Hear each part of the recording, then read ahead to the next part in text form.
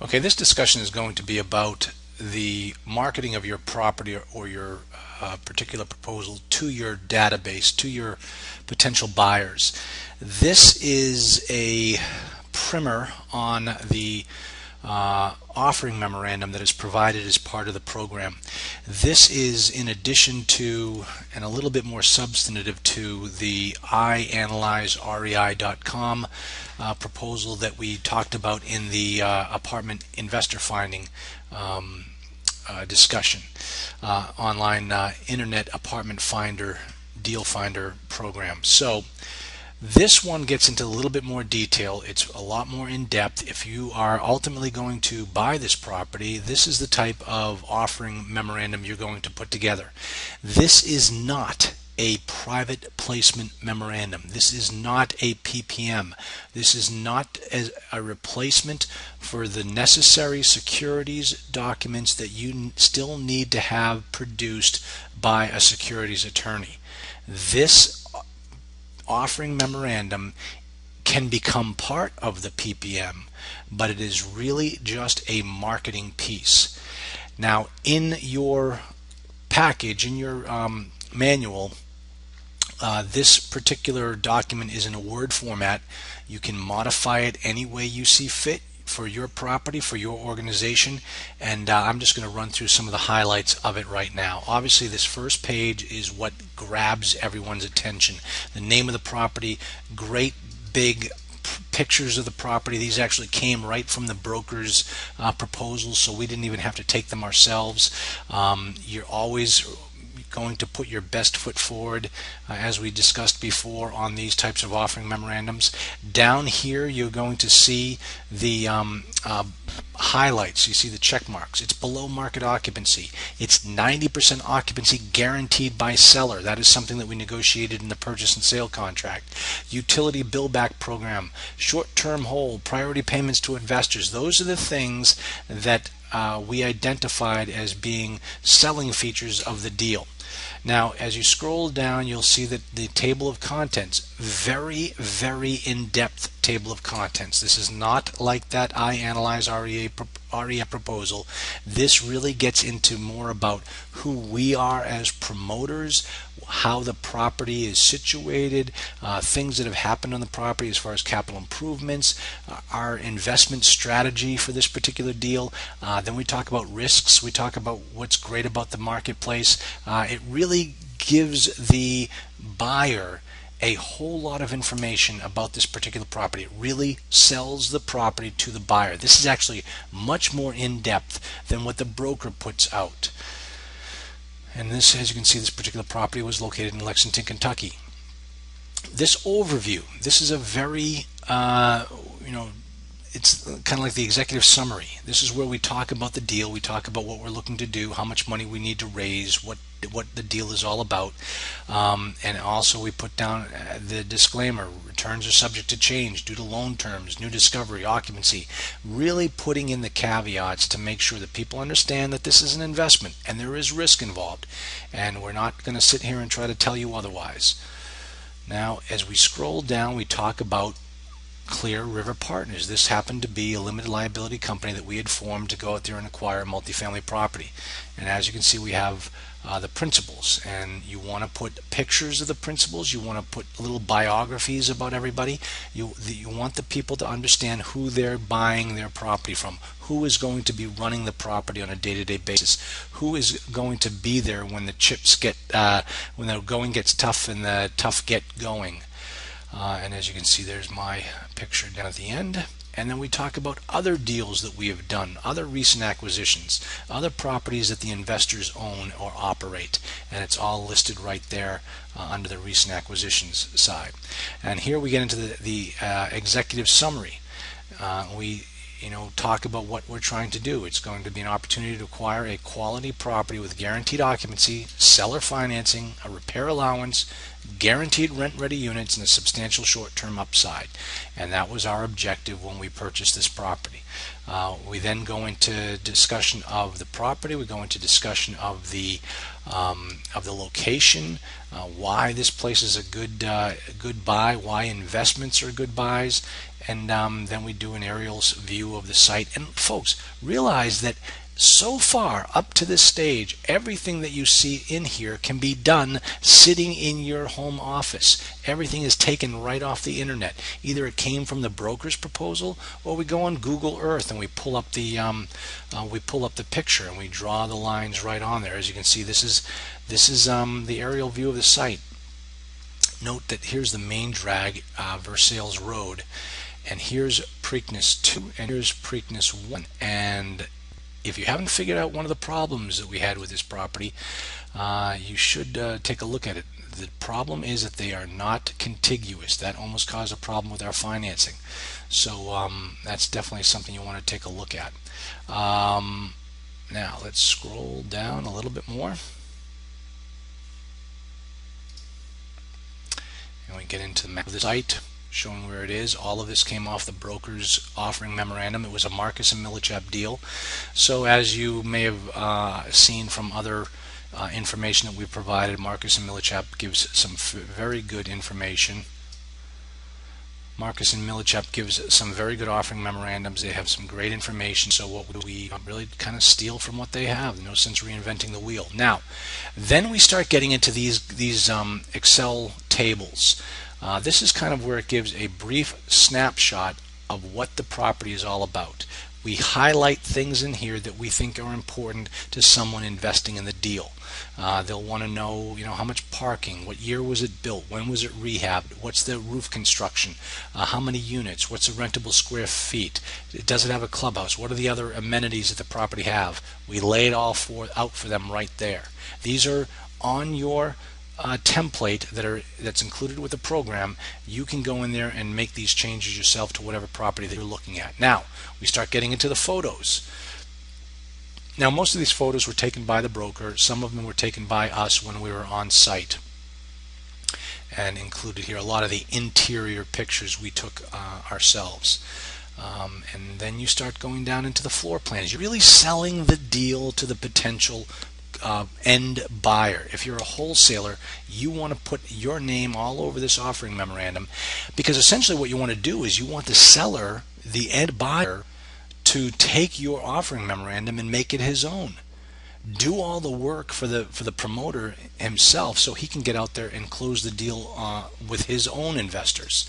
We give a list of the capital improvements, and we talk about what our plan is for the capital improvements. Investor highlights. This is where we run through everything that we feel is a very strong reason for the person to invest their money with us.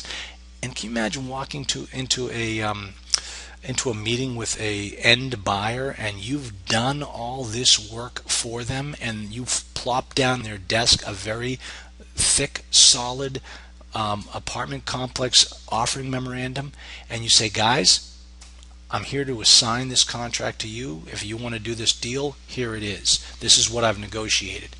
This is really quarterbacking the deal and taking the deal from the very beginning all the way to the end. That's why wholesalers are paid more than locators or bird doggers. And obviously you always put in the disclaimers. The rates of return displayed in this offering memorandum are only projections and are not guarantees of any sort. It clearly states that, and you state that in the offering, in the private placement memorandum as well. Then we talk about what the different strategies are. What the exit strategy is for the property. I really want to get down here to these right here. This is where we come up to the annual figures, the conservative scenario, the projected returns, and we start to show what the debt coverage ratio, the annual debt service, all those types of things over a 1, 2, or 3 year history. Now, as you can see, we identified this as a conservative scenario, and then we scroll down a little lower. And we look at the priority distribution to equity partners. That's one thing that we offered in this particular deal in order to entice investors. That some years we made it. Most years, because of the change in the economy, we didn't make that priority distribution, and so that just gets accrued to the investor, or it doesn't get accrued to the investor. It all depends upon how you structure the private placement memorandum. Then we go into the assumptions. How did we come up with our numbers? This is what we were assuming. This is what's going to happen when we sell the property. This is how much money you're going to get back based upon a 50-50 split. So we really break it down for them. All of these Excel spreadsheets are in your template. Now here, folks, I'm telling you right now, when you are out there looking to raise money to do a deal, or you're sitting in front of an end buyer as a wholesaler and you're looking to flip the contract, it amazes me. It always happens this way. The person who is looking at this beautiful proposal that you've put together, they always find this one page and they stop here. What's in it for me? And folks, that's what everybody buys off of. What's in it for me? So as long as you understand what your audience is looking for, if the promoter, if the end buyer is looking for a deal where he can get a preferred return or where he can get an acquisition fee, you want to sell what's in it for them.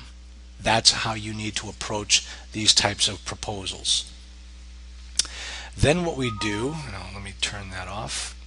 Then what we do is we look at a different scenario, the value play scenario. This is where we start to get aggressive with the numbers, and we try to stress the numbers differently. And as you can see, we do essentially the exact same analysis, but this time we change the income assumptions, we change the expense assumptions, we stress the property in a different manner. So this is where once again, as you can see, these are all the same charts, and look what we have here. What's in it for me? And this is what someone looks at when they when they are analyzing your offering memorandum. Never fails. Then we get into what the disclosures are. This is what the seller disclosures are. This is what we received from the broker as to how the property is performing. So this is the information we received from them. As you can see, it's essentially a cut and paste. You don't want to monkey around with it. If they've got it on a particular format, you copy that particular format, take a picture of it, and slap it up here in the offering memorandum. You never want to be accused of monkeying around with the numbers. If that's what the seller says it is, then that's what the seller says it is. Don't try to change it.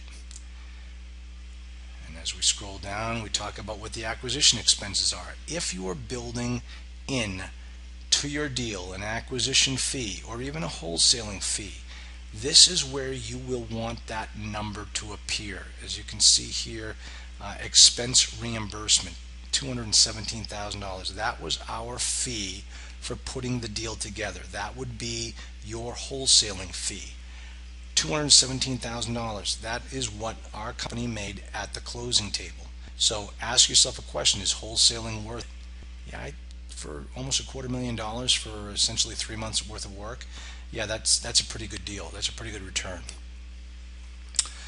So rent review survey. This is where we start getting into the real economic data of the community. All of this information was done for us. You can find everything about Lexington, Kentucky right from the internet. You can cut and paste this right into your proposal. And folks, always see, look at this. It's all sourced.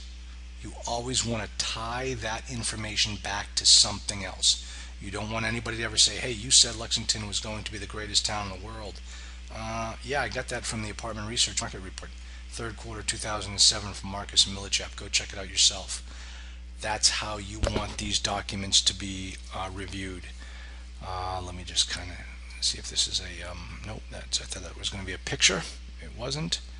You always talk about the risks. You always show the people what the risks are of owning real estate, of the risks of property management, the risks of selling the property. You always want to disclose everything. And keep in mind, folks, as I mentioned before, this is the offering memorandum.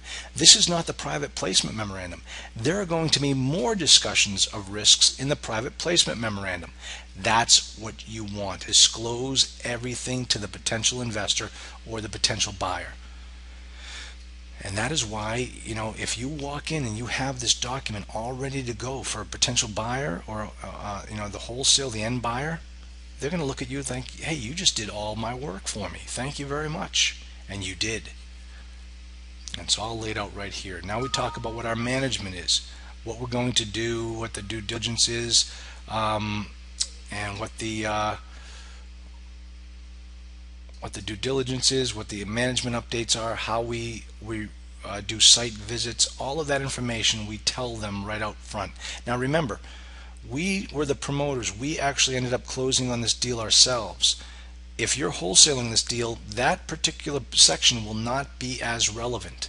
This is where we start talking about what our experience is. This is where you would put the end buyer's experience. If you're going to sit down with this person, you're doing a sales pitch as to why he should buy this contract from you, maybe you should go in and fill this in about his company already, so he can look at this and see, yeah, this is me. This is exactly what we're looking to do.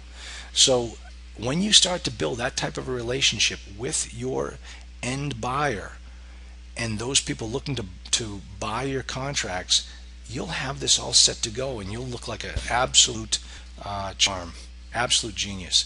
Here we start getting into the commitment instructions. If you're not the promoter, this is not relevant, but as long as you have this information in there for your end buyer, he's going to look at you as having done him a huge favor.